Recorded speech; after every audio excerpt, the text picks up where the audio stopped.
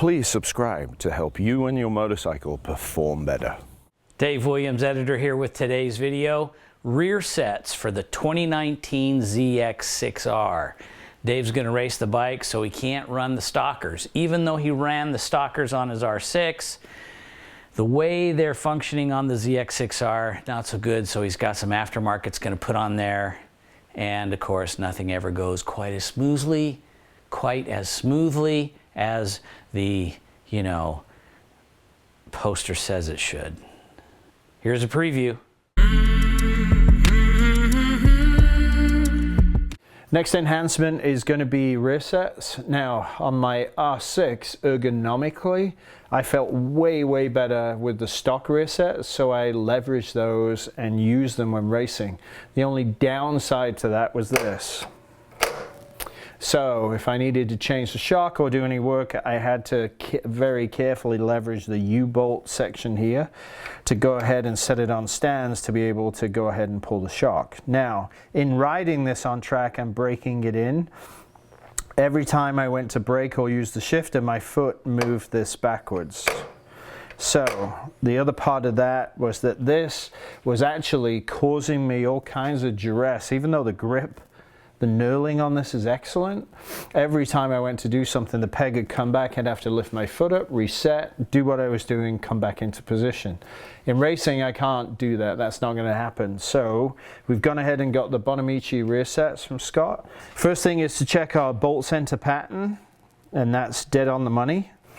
I always take the bottom one off first, because then the plate can rest against the foot peg and won't scratch anything. Okay, that's free. Oh yeah, lots of Loctite. And it gets on the collar. At this point for this side, we know how everything is. We know where everything goes. We can leave it as a rough assembly without putting the toe piece on, because we know where everything is. So all of that is built. The only thing we need to do now is figure out this hose situation. So let's pull this off.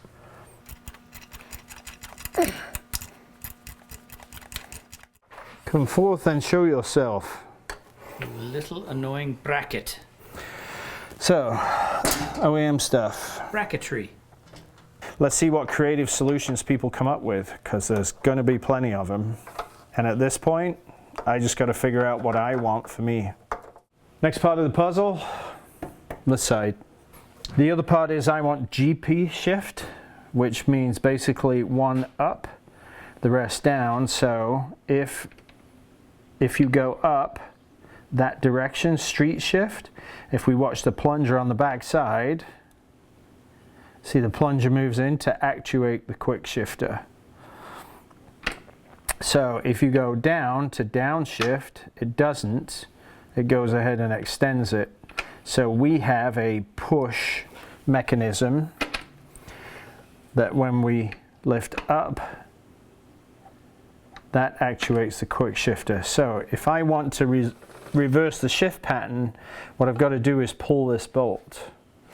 So first things first, if I want to keep this assembly, we need to see if the quick shifter will work, right? And see if, based on the quick shifter working, well, in that case, we put the rear sets on. If this end fits, it fits, and so all that's good. So at this point, to change to GP shift, we need to flick the shift arm over. Now the question is there enough room here? That's the first and most important question. And if there is enough room, where's the shift rod going to sit? So we'll take that off. We will reverse it. That needs to be, as usual, at 12 o'clock, 9 o'clock, 3 o'clock, or 6. So for the purposes of a test, that looks reasonable, but the bolt hole is here. So we have to screw a bolt through the threads to the other end and put a lock nut on it if we're going to keep this assembly. Now, down is for more power in GP shifting. So as I push down, it pulls the shifter. So the shifter's not going to work because it is a push shifter. So if I'm downshifting, it's going to work fine. If I'm upshifting, it's not going to work at all. So I need a quick shifter. The Chevelle song about that. Good grief. Oh yeah. There we go. It's coming now. And thank you, Kawasaki, for having it right there and saving us a ton of work. Now, it would be even better, and we could thank Kawasaki even more if they came up with a quick shifter that worked in race pattern. Or a strain gauge shifter that works in both directions. Because then it doesn't matter. So many modern thousands come with a strain gauge that works both directions, but you're also paying $15,000 to $22,000 for those bikes.